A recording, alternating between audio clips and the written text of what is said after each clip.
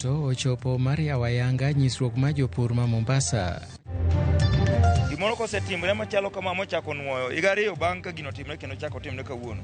Mato kawuono dhi ong'ado mana lam makok Nyasaye momake to jomoko dok. Jowuoth matiyo kod apaya ma Nakuru kochomo Eldoret pod ni kod luoro bang' lo osienyore kendo kelo bugo e bath apaya.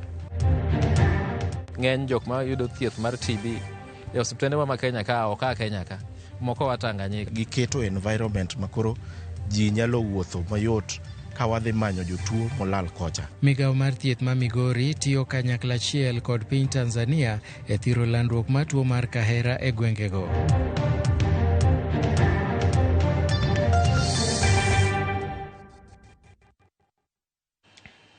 Erokamano kuom medo kete Ramogi TV, nyinga Milton Ochieng, to magi gin weche manyien maka gi kacha. Aput manogwel kod jatend piny William Ruto matayo chenro mar chulo jogo manoyudo hinyruok e kinde ng'anyo machakre higa 2017 ochamo muma. Kaluwore gi jakom mar apudno Makau Mutua, gigeto matieko tim mar ng'anyo moganda siko ka yude hinyruok kendo wito ngimagi. Wirani pen chik ma pacho ka chiwo thuolo ne oganda bago ng'anyo. Jalupne Faith Odhiambo ma bende en jatend riwruok mag okinde pacho ka owacho ni dwache maduong' en neno ni familia mosebedo ka ywago ratiro yudo ratiro makamano ni wedegi.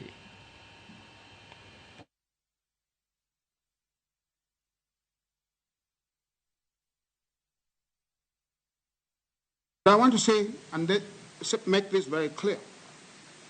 Protests and demonstrations do not have to turn deadly or violent. For the purpose of demonstration and protest is for the people's voices to be heard. And the people's voices can be heard without violence or death. The tale of forgotten victims languishing in untold pain while holding on to the perpetual illusionary hope can no longer be the Kenyan story. I take up this responsibility and let it be known that I have in no way betrayed your trust. Let it be clear that access to criminal justice remains critical to me. Jatend piny William Ruto okoni piny owacho ikore mar neno ni jo Kenya omedo yudo mwandu mag pur e nengo moyweyo kaka yor jiwo ketho kod chiemo e pacho ka. Bende koloso e kinde yawo ayanga nyasi mar nyisruok mar jopur ma Mombasa, Ruto nolero ni sirikal oketo maino e bero sekta mar pur mondo konyie kedo kod nok mar chiemo ma samoro janeno e moko kuom gwenge ma Thurka. Osingo ne jopur ni gidhi medo yudo mbolea e nengo moyweyo kendo thuolo mowinjore mondo mi konygi e komo e wang' sa.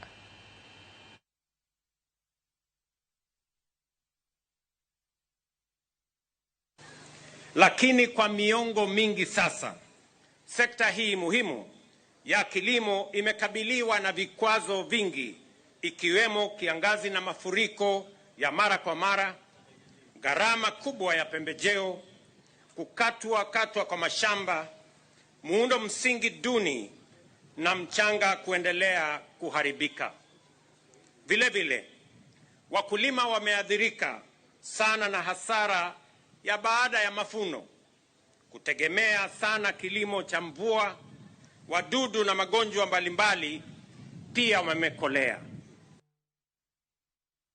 Jowuoth matiyo kod apaya ma Nakuru kochomo Eldoret obedo gi luoro tok apaya sienyore odhiambo ma tich adek bang' koth maduong' chwe kendo kelo kethruok mar apayano. Sienyruokno norocho chenro mag wuoth kod kelo dhung'ruok mag nyamburko. Okinyi ma kawuono, jolony kod midusa nochopo kama wang' apayano nosienyore kendo kongo ka gitiyo kod kite. Chenro mag wuoth ne oduoge wang'e, kata kamano jodak kod jogo matiyo kod apayano pod nyiso luoro margi kaluwore gi chal mar wang' apayano ma giwacho ni kidek sienyore e kuonde mamoko bende. Thank you pia nyinyi sana.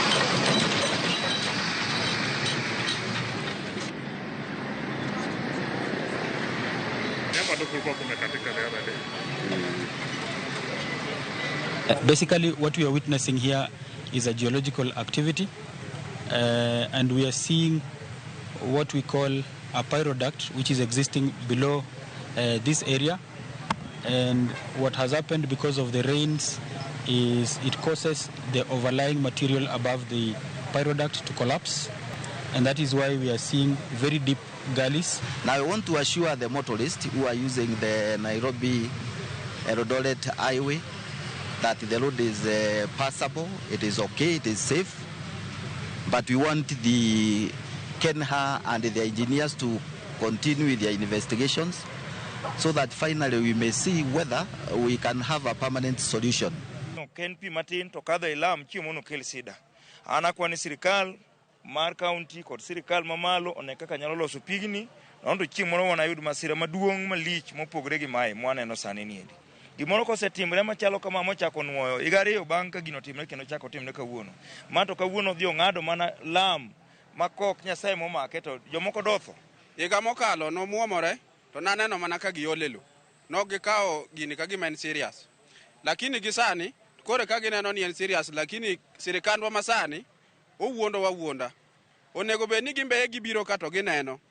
Anda hero ni kata mana President Ruto mondo bieno wuono ne giwange. Kikowne gine simu okowne gine media.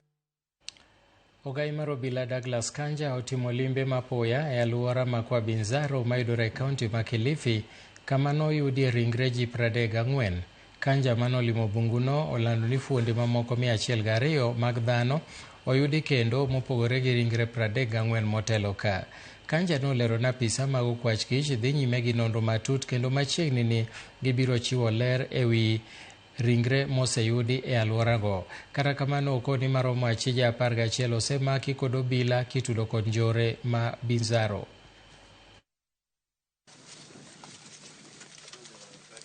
From the word go, I said that we want to work as a team. We want to work as a multi-agency. We want to engage everybody, from intelligence collection, the community, the leadership of the communities, and everybody else. We working together, we can be able to overcome this. But you must also remember that this is also a very, very expansive area. It's a forested area. Shakama Ranch is over 50,000 acres of land. So it's a huge, expansive forested area. And for that reason, it needs all of us to come together so that we can be able to overcome that. Moko kuom jotelo medo kwayo Gavana Johnson Sakaja mondo ne ni okaw thuolo maende nomiye tok twak mar chopo dwaro mag telo makare e kaunti ma Nairobi. Jotelo golero no okang' ma kamano biro thiro ng'ikruok mar telo ma Nairobi.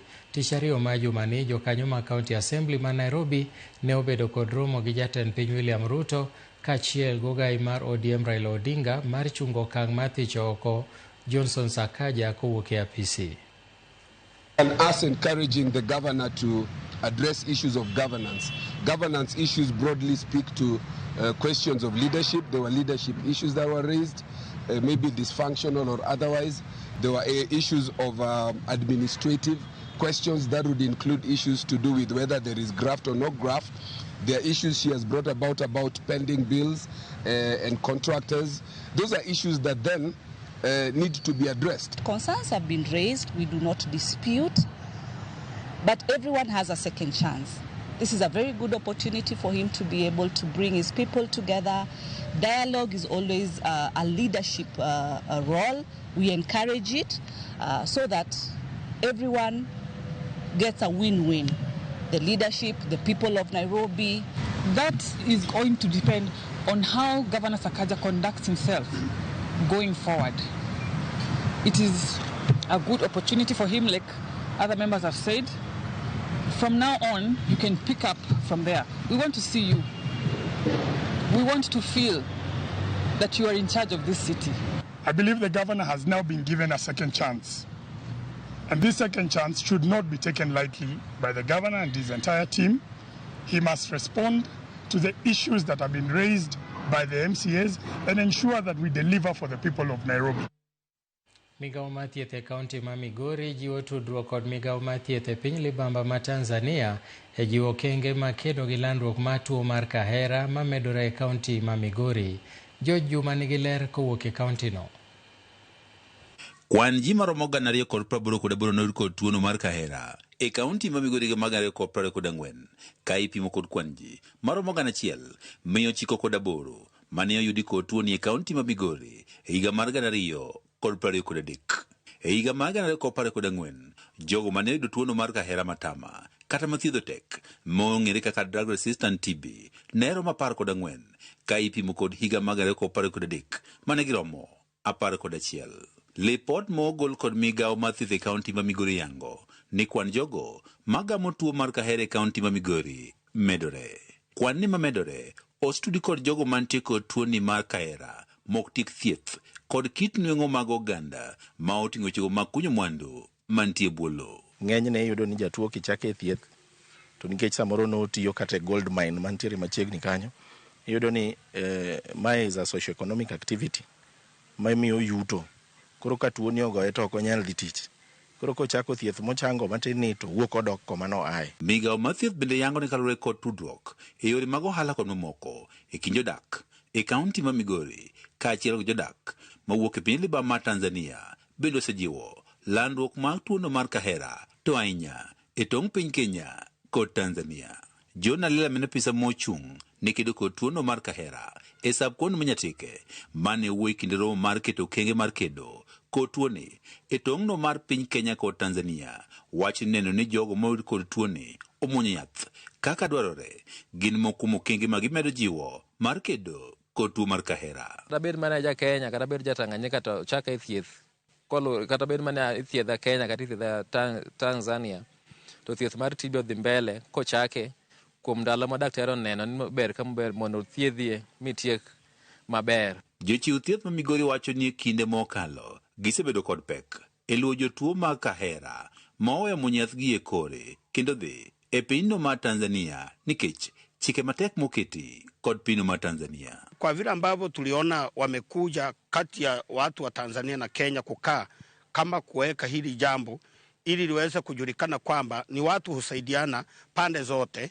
tumeona ni vizuri. TB en tuo mithiedho kuom ndalo mang'eny to jotuo gin jogo madwaro ni mondo wasikwane kaber to bang' juma ka juma.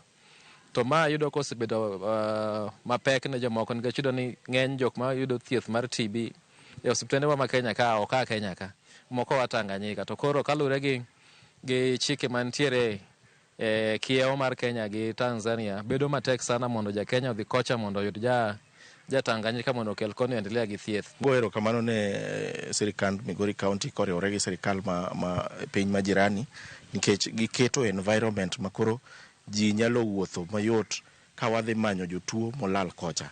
Kata bed ni kwan jogo magamo tuo mar kahera osebiro ka medore, migawo mar thieth e kaunti ma Migori yango ni kwan jogo moda kod kutego mag ayaki mayudo kod tuono mar kahera osedok piny e kaunti ma Migori. We are seeing a reduction in the trends of TB HIV co-infection in that we are seeing more of TB cases amongst people who are HIV negative as compared to the patients who are HIV positive. Oganda ojiw mondo koro ket ritruok makare kaka yo mar kedo kod landruok mar tuo mar kahera e kaunti ma Migori. George Juma, Ramogi TV, Migori.